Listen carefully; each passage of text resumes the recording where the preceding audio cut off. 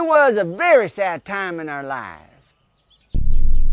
My wife Lizzie, she was unable to have babies. She just could not bear them. I think it was a plumbing problem, sort of like trying to connect a piece of 3/4 inch PVC up to a piece of 1/2 inch copper when you don't even have the connector couple in there. I mean, it just ain't gonna work. And so she was heartbroken. So we thought maybe we could adopt a baby, and we went to the agency of the nice people there, and they had us go to separate rooms for interviews. And the nice young lady talked to me, and she said, "Sir, if you were to adopt a baby boy, what hopes would you have for that child?" And I said, "Well, I would hope by the time he's 3 or 4 that he would be able to do at least some basic household electrical wiring." 110.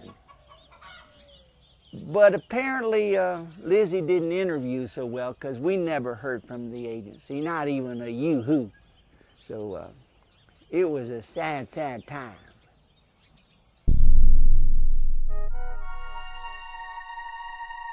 Well, I was in the kitchen making a sandwich, and I had the television going on in the other room there, and I couldn't see it, but I could hear it real good. And it was on one of those pseudo-scientific UFO kind of stations. And then I heard a voice that freaked me out. It was the voice of my dad. It was July 10, 1952. And he was talking about my birthday. Now keep in mind, I haven't heard this voice since November of '69. I was dragging a load of manure over there with a small John Deere tractor over to Lizzie's gladiolas. And I heard this explosion. It was like a sonic boom. And this, what appeared to me to be a meteorite. And I couldn't see him, but there's no question, that was my dad. That comes shooting over top of my head. Now listen, I'm not an astrologer, okay? I mean, for all I knew, it might have been a meteorite. It might have just been a big piece of burning rock from outer space. But it comes shooting over my head, and it busts a hole right through my barn here.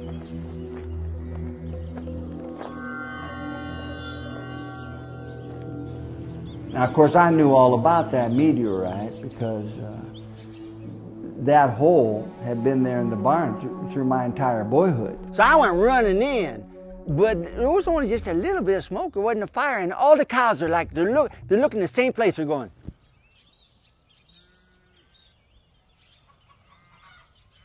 Just like that. And I looked too. And I seen this, it looked like a milk can, sort of a silverish canister, except on the top it's got like a waffle iron lid. And then I tell you, I heard something made my blood run red. There was a baby in there. Well, I'm listening to this and I can hardly breathe. But I walked over there and I opened up that lid. And I tell you, first thing is the smell was something fierce. I had never heard this part of the story before. Now, this is where it gets a little bit weird.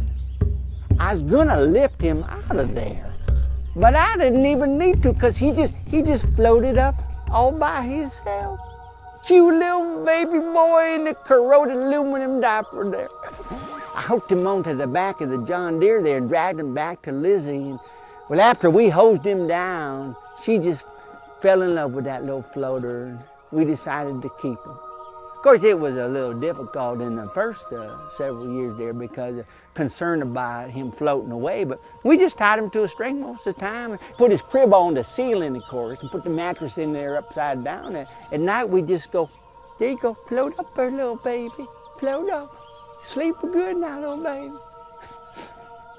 Of course, I did feel bad about the ceiling fan. And then about maybe 3 years of age, he just starts to coming down, and he just landed, normal as could be.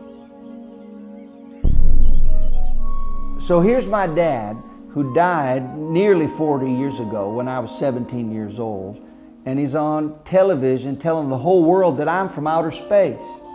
We named him Thurl Wonder III, after myself, and I'm Thurl Wonder II. And of course, I'm named after Thurl Wonder I, who of course was my mother.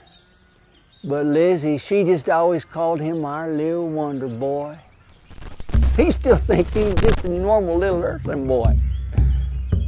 So I'm gonna tell him next summer when he turns 18, because he's got a right to know the truth. And if he don't believe me, well, I got the picture to prove it. Well, he never did get to tell me. But I found the pictures.